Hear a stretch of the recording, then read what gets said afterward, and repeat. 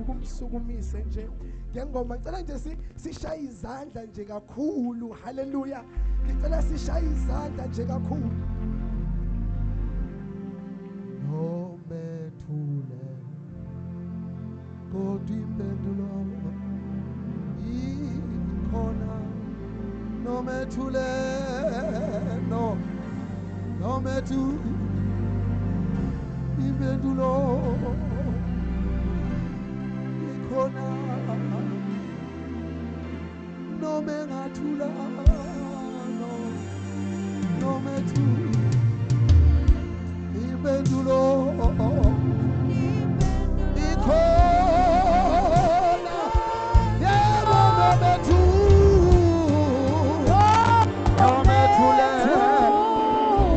impendulo ikhona.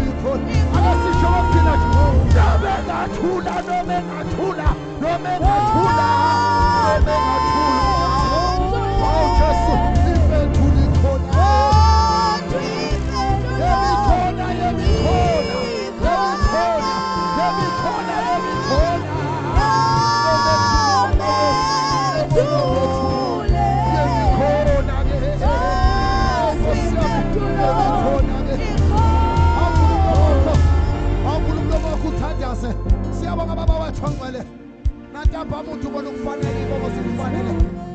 Siyabonga uNkulunkulu wethu ophakemeyo. Siyabonga uNkulunkulu wethu ongcwele. Siyabonga amafunga angajiki. Siyabonga uNkulunkulu woNkulunkulu. Siyabonga baba wethu ongcwele. Uthi ubona ukufanele nezibongo sike sakho. Wena Jehova ogibela amafutha ngezona. Wena wasenzela izulu layisitalo sakho. Wena onabisa inyawo zonke emhlabeni. Siyabonga baba wethu ongcwele. Siyabonga baba wethu onamandla. Libra kosaya lima kosapaya. Libra sokotelia katapasuya. Libra sekete pasuya lima kata. Libra sia lima kete pesoya. Libra sokotosia la bakata.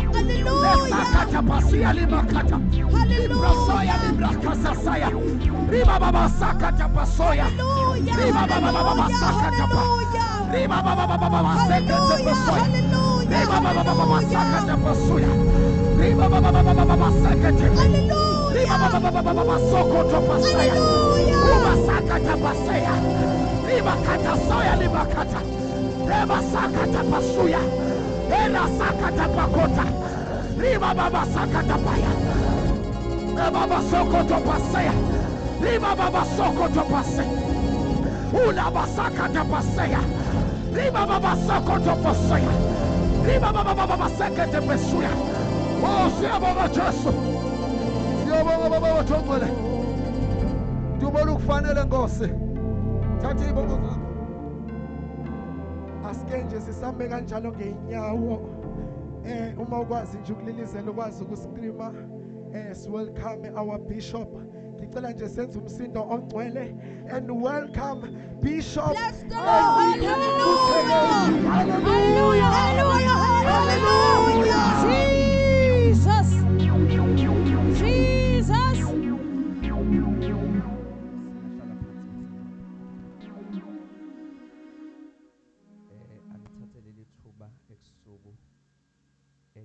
likaJesu ngibingelele awu amen. From ubaba wethu senior pastor of the church siyathanda ukubingelela kakhulu egameni likaJesu amen. Noma amen omncane ngiyabingelela egameni likaJesu. Noma usungconywa nakwelikaJesu ngiyabingelela igama. Then sibingelele all the pastors egameni likaJesu alapha ekhaya living with God yes in Christ. Siyabingelela kakhulu egameni likaJesu amen.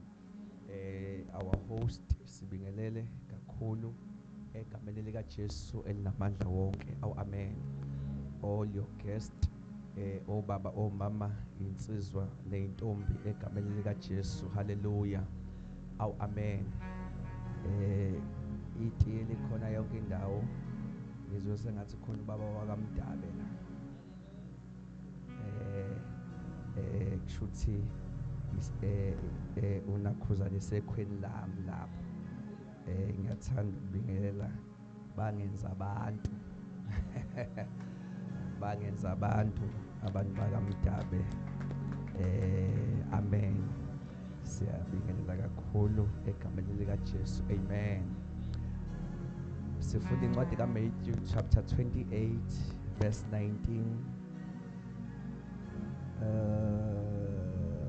My God.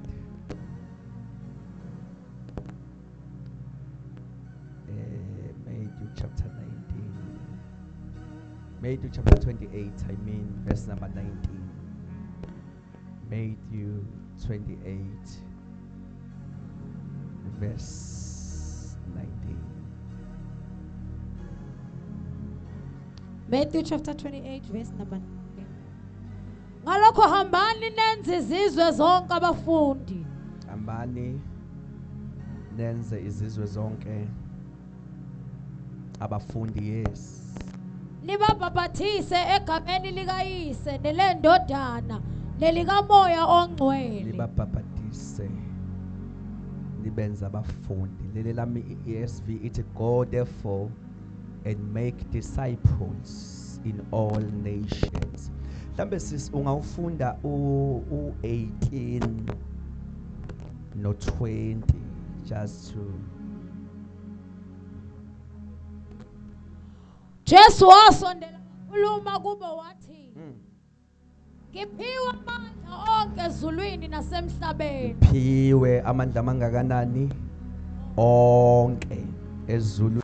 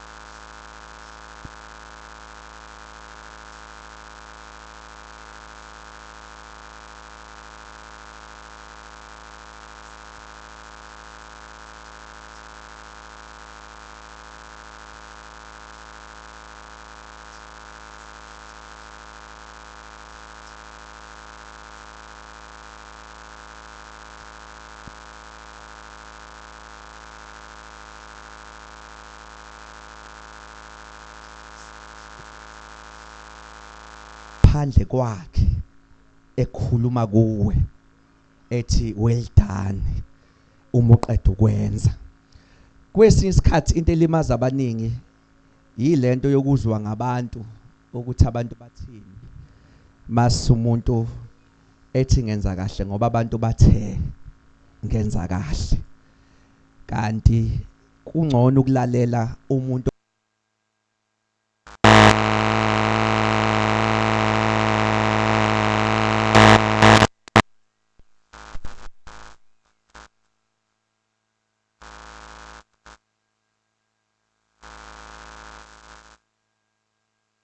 ungamlaleli kunempi khona ukuzalayo. La uJesu ukhuluma uqeda ukuvuka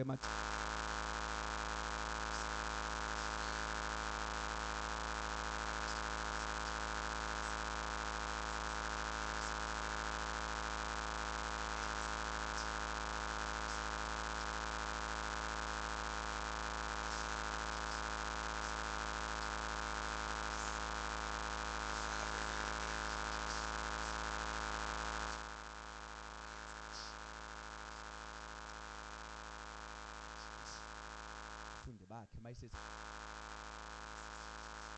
abafundi. Oh amen. But ziwu-3 izinto engifuna siyibambe namhlanje. I won't be long. Oh amen. Number 1, ukuthunyiwe yazi ukuthi uhamba nawe okuthumile.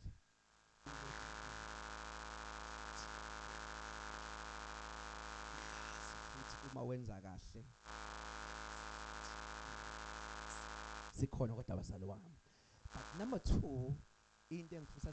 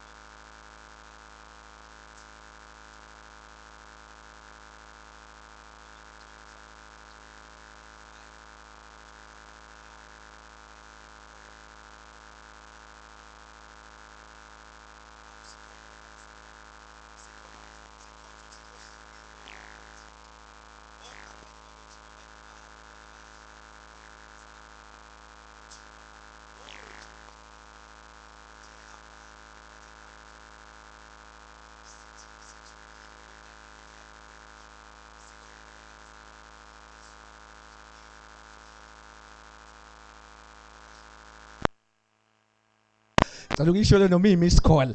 The more you grow, awuhloniphi ukuthi khona bani ongakanani, but uhlonipha okuthumile yokuthi uma kukhona yena leyo audience isinkulu nje. Noma ngawo abantu abawu5 abawu10 uma kukhona ongithumile leyo audience isinkulu. And uma ngigejile bazosala bebusisekile endleleni ebesho ukuthi wazowageja kodwa wazowageja sikhona kodwa abasalo wami. Now bonke abantu abathunyiwe basino ukuthi osithumile uhamba nathi, osithumile uphakathi kwethu. Kunento eke ngisho uma worshipers bashumayela wonke umuntu oma phambili ukuthi ukuba uJesu uhlezi lapha mkwethu esemzimbeni. Ubuzocula ingoma oyiculile, ubuyofunda ivesi olifundile, ubuzoshaya ama comment ade wenza la kuba de khona ehlezi physically. Uma ubungathuthumele ehlezi physically, why ungamhloniphi ngoba uphelele futhi ukhona ngokomoya, ukhona uphelele uphakathi kwethu sikhona abazalwane. But ngifuna ukuthi kafishane muphi umehluko phakathi komzalwane nomfundi, ngoba imandate ithi hambani nenze izizwe zonke abafundi. Ubani umfundi? Kuthiwa umfundi umuntu olalela imfundiso zomuntu. Kuthiwa number 2 emulandele loyo muntu. Kuthiwa number 3 ekhohlwe inhloso zakhe ebamba inhloso zalo muntu amlandelayo. Kuthiwa number 4 ulandela lo muntu amlandelayo ezefane naye. Lokuyiphinda. I-disciple umuntu olandela ama-teachings omuntu. Elandele nenhloso zaloyo muntu. Thiwa elandele loyo muntu loyo eze efane naye, ungabi bikho umehluko phakathi komfundi nomaster. To give that reference, thiwa kwathengwa amadoda mhla, kwathengwa uJuda mhla uJesu edayiswa. Why uJuda kwakumele ethengwe enikezwe imali? Sibona ngoba uma kwenziwa imeeting ekuthiwa sicela usizo ufika umange. Ukuze mawumanga uzositshengisa ukuthi ubani uJesu ngoba mayihamba naye nabafundi bakhe asimazi uJesu phakathi kwakhe mayihamba noPeter. Inkinga sebe umaster kubo. Baba abafundi bakhe wafaka imfundiso, wafaka inhloso zakhe base bafana naye. Uma uJuda ethengwa uthengela ukuthi ingxaki enkulu akasabonakala umaster. Phakathi kaMaster nomfundi akasekho. Wathenga uJuda. Ngamanye amagama kusho ukuthi impela umfundi umuntu olandela imfundiso zomuntu. Ezilandela inhloso yomuntu. Emlandela ezefane naloyo muntu. That is a disciple. I'm having a question sengizohlala phansi. Uma angazi wakholwa nini but ufikile ku level yokuba i-disciple. Are you the disciple? Noma uyi-church goer?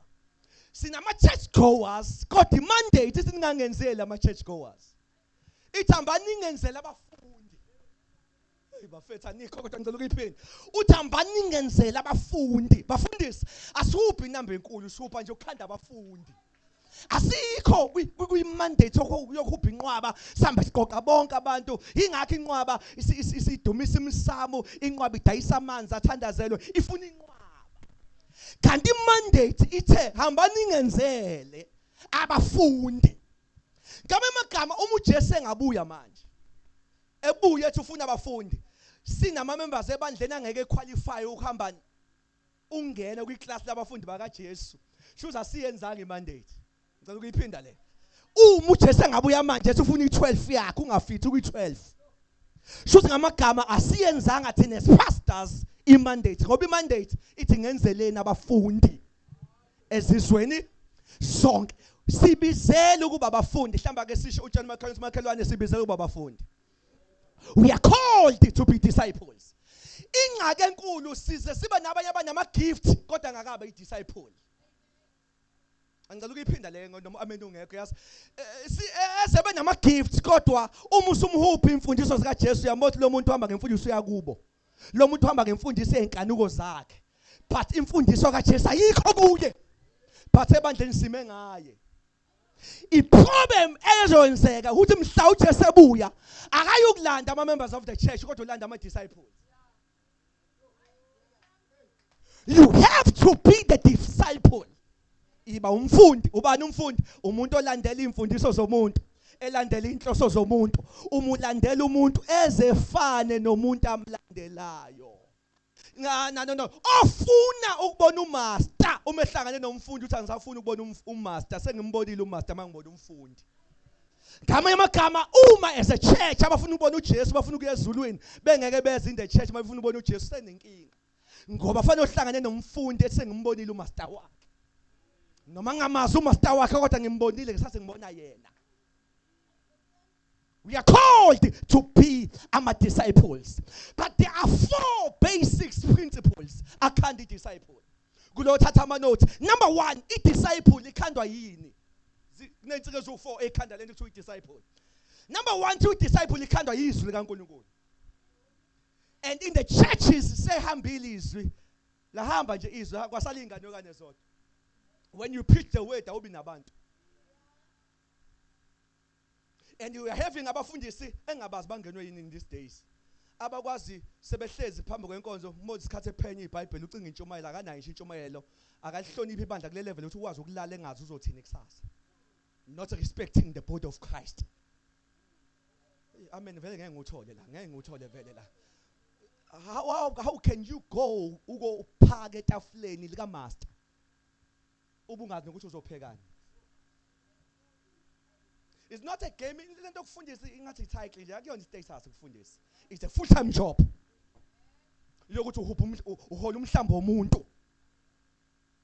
Uyawufida umhlambo womuntu. And awukwazi uvela ucinga nje oma yini uma ufida. Kodwa you have to make time. Number 1 ngoba uma izwi lingekho shuthi alikho ithuluzi elikhanda disciple. There is not disciple esingayithola ebandleni elingenazwi.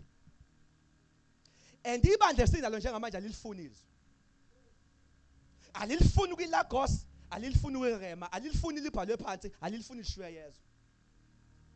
Alilifuni ibandla lamanje izwi. Lifuna indaba nje lihupha namahlaya mawushuma amahlaya ngapi.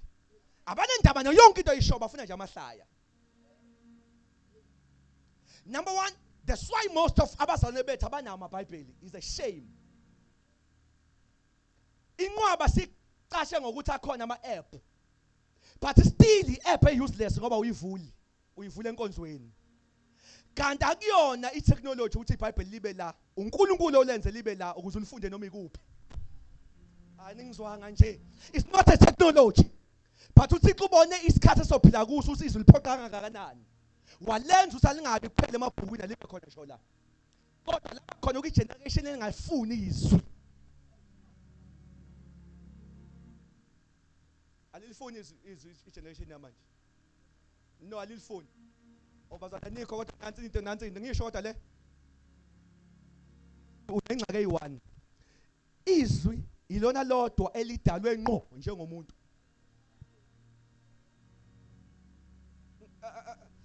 Swamhla umuntu edalo kahlanganiswa inhlabathi uThixo waphefumula. Mhla kwenziwa izwi kahlanganiswa incwadi. Wayesethi uPaul yonke imbali iphefumulele. Kwindalo yonke akaze ephefumula uThixo uphefumule kumuntu. Wasephefumula ezwini. Uma ungalifuni izwi usungalifuni ithwini lakho. The word of God is the only thing efana ngqo nomuntu. Mhla kufika inyoka ensimini yaseEden yasidlula isihlahla isilinganga. Yayifuna into ephefumulele. Yadlula yonke into. Yathi mayifika kuEve yabona uphefumulele. Yamlinga. Inyoka yayithi that day ngiqedile ngayo yonke into ephefumulelo. Iwisa umuntu. Inyoka yakhohlwa ukolingizwi enye into ephefumulele. Kwawumuntu kodwa izwi la ngawa. Njalo mangifunda izwi ngifunda into engawanga. Yingakho yona ivela ivuse mina. Umuntu watshontshelwa izinto kodwa izwi la ngatshontshelwa. Njalo mangifunda izwi liyangirestore ngoba lona lisaphelele mina ngiphelele. Uma ungalifuni izwi usungafuni into ngqo edalwe njengawe.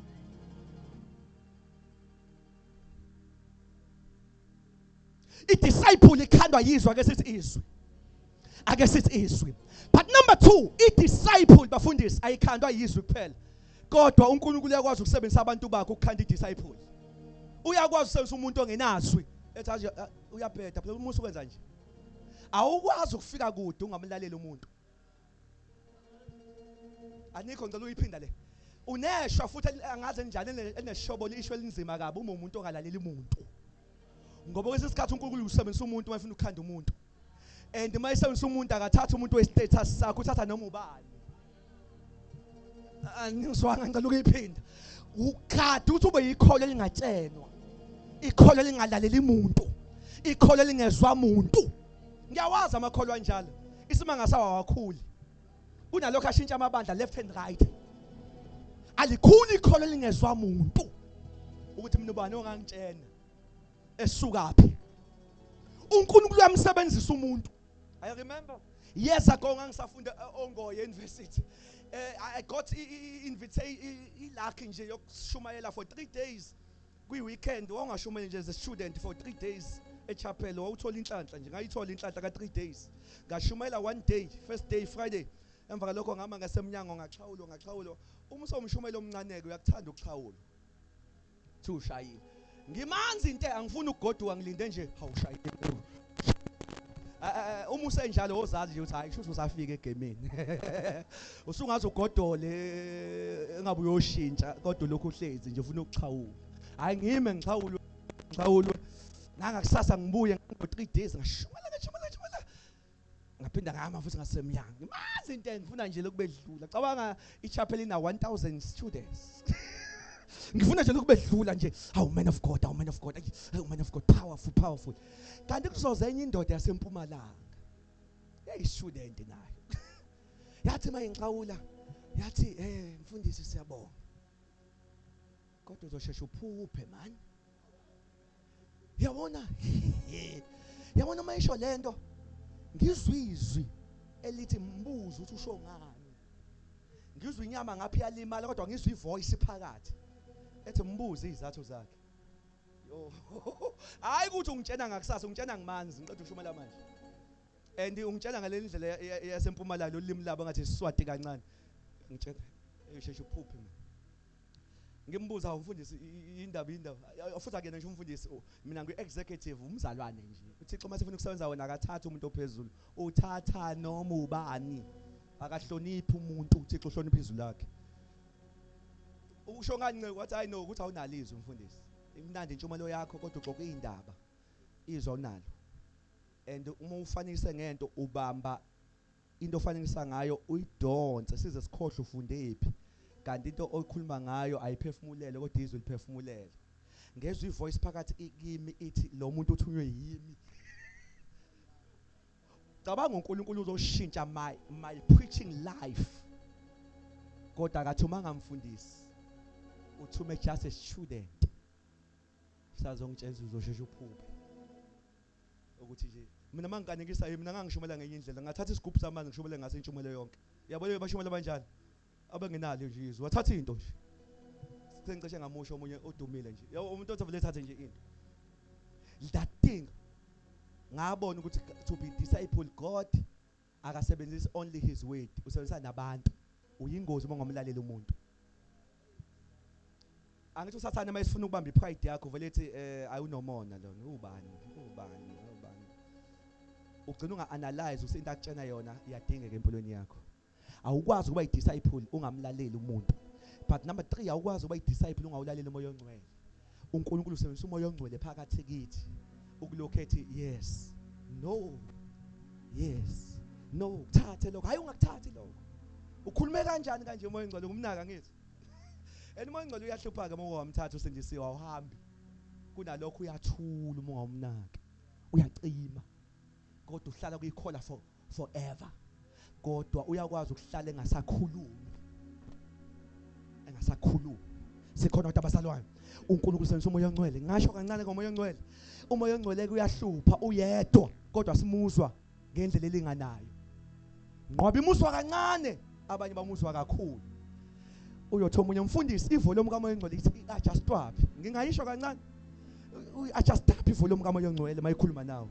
There is only way yoku-adjust ivolume kamoya ongcwele. Ukuthi uma ke wathi yenza into, uma ukuwayenza ivele inwebeke indlebe yakamoya. Uma udisobedient ungalalelanga ivele incike. The more ulalela the more ivuleke. The more ungalaleli the more ivaleke. Uma ukwamlalela namhlanje umuzwa kakhulu kusasa. Should the more ungamlaleli the more indlebe iphela incipha. Oh, hallelujah. Sikhona abazalwane. Ngisenami kodwa abazalwane. No, I'm closing now. Now, disciple. But again, kunezinto ezo3 ezenzakala kulo muntu oyidisciple. Number 1, disciple ilandela uJesu. Disciple ilandela uJesu, ingakho belokhu belandela nje bedoba vele beye ukudoba belandela. Disciple ilandela uJesu. Disciple ayikwazi ukuphila la khona uJesu engekho khona. Ngicela ukusho lokhu bazalwane. Disciple ayihope stage endayo. Disciple iqala uJesu khona yini. Uma khona isiya yakhe. Anikho nje bazalwane. Disciple ayilokhu ihope abaprofeti bamanga. Bonke laba prophets bamanga bavukile. Disciple isho njengo Peter. uPeter msayibona uJesu hamba phezulu kwamanzi, niyamkhumbula? Babona imiracle uthi indoda ihamba phezulu kwamanzi. Kodwa uPeter uthi ngabe ngiyaya kodwa ngicela uqale ngisho lento. Nkosi uma kuuwe shonizwi mase ngiyeza. Ngamagama confirm ubukhona bakho. Ngoba mina njengomfundi angihubhi noma yini. Ngihubhi into noJesu. Ngicela ukuyiphinda leyo. Umfundi akayihubhi into engena Jesu. Noma ngathi uyasebenza inamandla ubuza usukhona noJesu la. Ngoba idisciple ilandela uJesu. But 2 bazalwane, I'm done now. Idisciple iba nezinto personal engayikhomba ukuthi lokho kwashintsha uJesu kimi. To disciple ihamba inobufakazi bezinto engayikhomba ukuthi lokhu akiyiwa amandla engafunde eBhayibhelini kaJesu, kodwa kimi uJesu washintsha ukuthi sikhona abazalwane. Thiwa idisciple okugcina umsifika ku level yokugcina ivele ikhanda amanye ama disciples. The highest level yokuba idisciple awujabulela ukuthi ukhola wena. Awanikho nje bazalwane. Idisciple uma ibona abantu ivele ngathi sengathi ngake ngithi nje niyamazi kodwa uJesu. Yabona uyingozi uma ungenayo lento le. Uthi uyafika kugcwele emncwabeni. Lokho uthi noma ngalona ibandla lami sengathi lozokhuluma nje mayingakhuluma ngoJesu nje. Uthi ungena emoli kugcwele inyanga iphelele kuphunywa ngene. Uthi mangavele kuma speaker nje. Ngithi ukhona omileyo.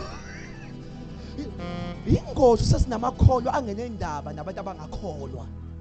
Anganendaba noJesu esabalala. It's a sign yokuthi asinama disciples nabasonti nje. Idisciple ithi le mission engazalwa ngayo nami ngifuna ukuyiphusha mase ngikhulile. Ngoba nami ngasaphazela uJesu nami ngifuna ukumsaphaza. Idisciple iyanqaba, iyahluleka ukuhlala ingakhulumi ngoJesu. Peter bake bashawa besumisa indoda engahambi.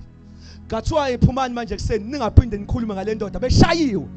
Wathi uPeter eshayiwe uPeter bengakapholi. Wathi uPeter hayi sesiyaphuma kodwa sicela ukusho ngesikwazi ukuthula ngento esayibona nangento esizwile. Noma imvimbi ikhona akuthuleki.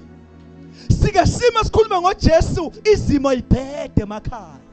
Kodwa sima singakhulumi ngeinsizi zethu, singakhulumi ngeinkinga zethu. Sithi ukhona uJesu osindisayo, indlela neqiniso nokuphila. Idisciple ayinayo enye into engayikhuluma kubantu apart from Jesus. Idisciple cela ungithintele ababili abathathu uthi ba umfundi. Just any three. Can you impart that? Uthi ba umfundi, be a disciple. Hayibo mmemezo omunye uthi yiba umfundi bo. Yiba umfundi.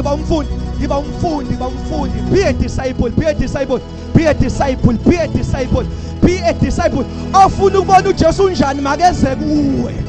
Ofuna ukubona inyathelo zikaJesu akeze kuwe.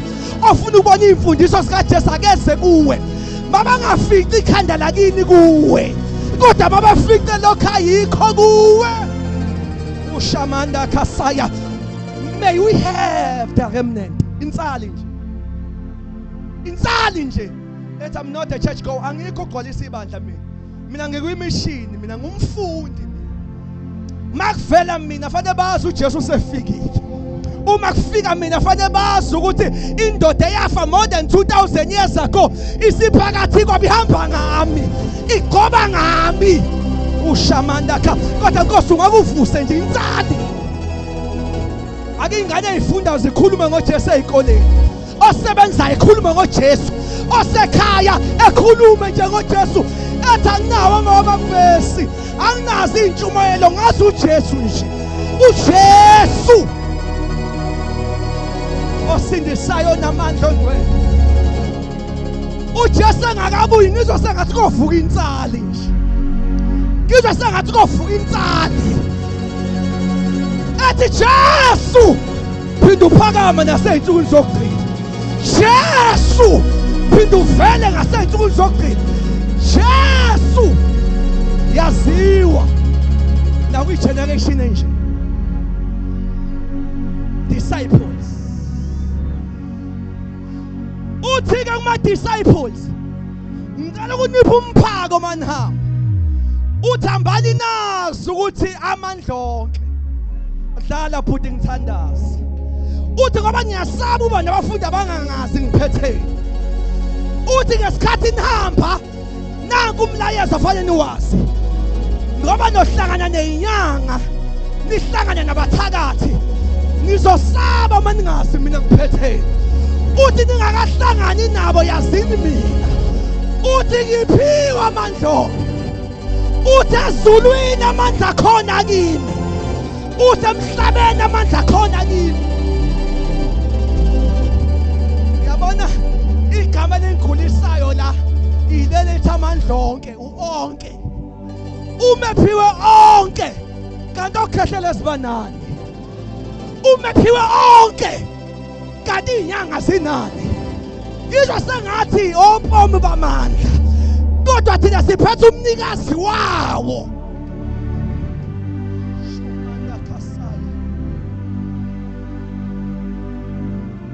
Oh amen wangekho nihamba inyanga yini bazo nihamba inyanga. Nihamba inyanga yini. Noma sesihlangana nazo izinyanga asikhathazeli. Ngoba noma nenyoka thina siphethe inyoka kaMoses eyagwinya zonke ezinye izinyoka. Siphethe indoda yamandla.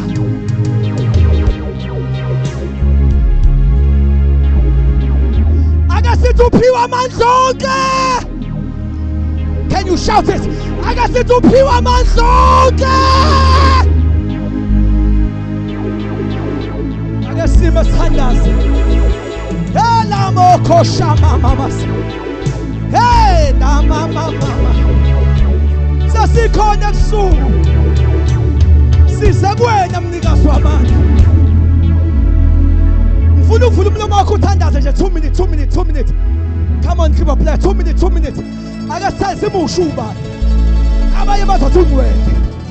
Abanye bathi uphakeme. Abanye bathi unamandla. Hey, eshamama. Come on church, come on church. Come on church. Come on church. Vuka Siyoni. Umbatha amandla akho.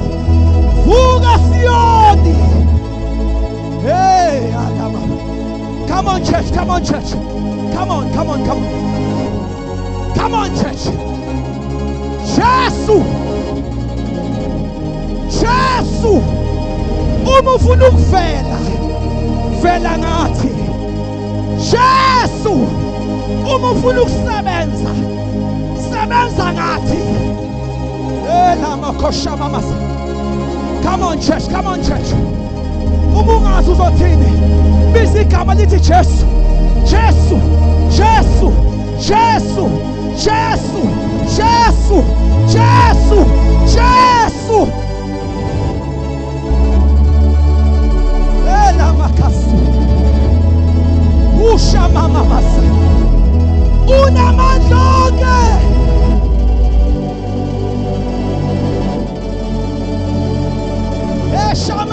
Mama. Come on church, 1 minute. Come on church.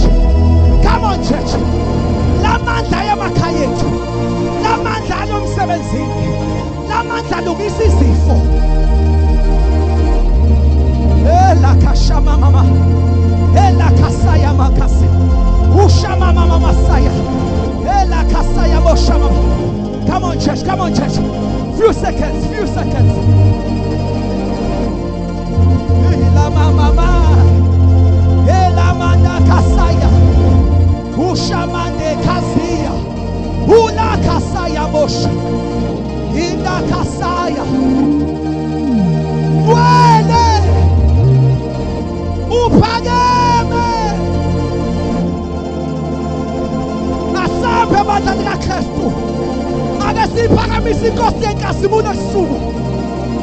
Ake siphakamise inkosi yamandla. Shama mama makasi. Ilamanda kasaya. Ushamande kasaya. Ilakashamoto kosi. Father, this is the time for the church. This is the time for the church. This is a season for the church. This is the time for the remnant. This is the time for the disciples. Elamanda kasi, shamo kasi, elana, ushamo kosi. Jesus, Jesus, Jesus, Jesus, Jesus. Moya wethu udinga wena.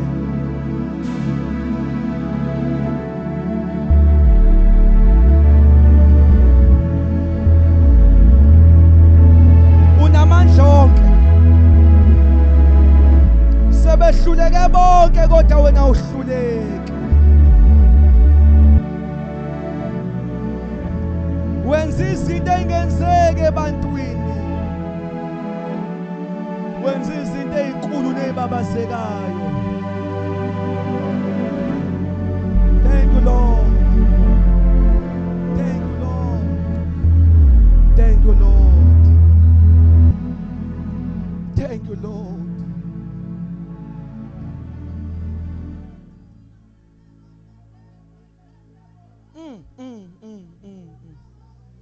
Ngizwe inkosi ngichacha abantu ebusuku. Ngizwe inkosi ngichacha abantu ebusuku. Nokade sehamba nje idonse ngenamandla. Ngizwe ngichacha from above. Ngizwe ngichacha in this church. Ngizwa another move of God. Ula mama siya. Hila mande kasa. Ngizwe ngichacha.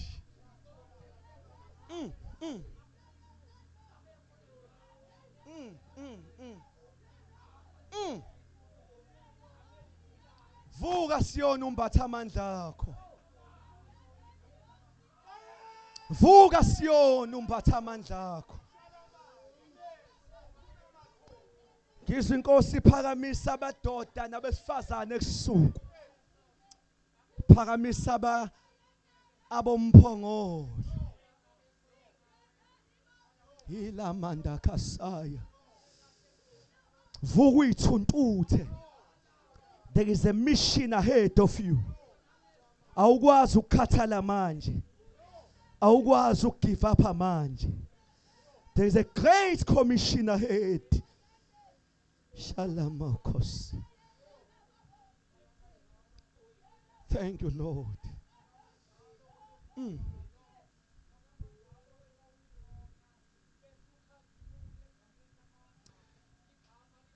Nakamalaya kasenda kasiya.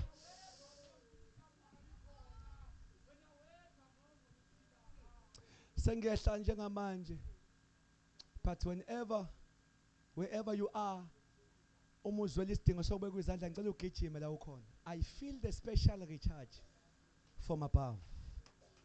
If there is anybody here oyizwela isidingo sokuza phambi kwakhe, just run. Ugcwele kule.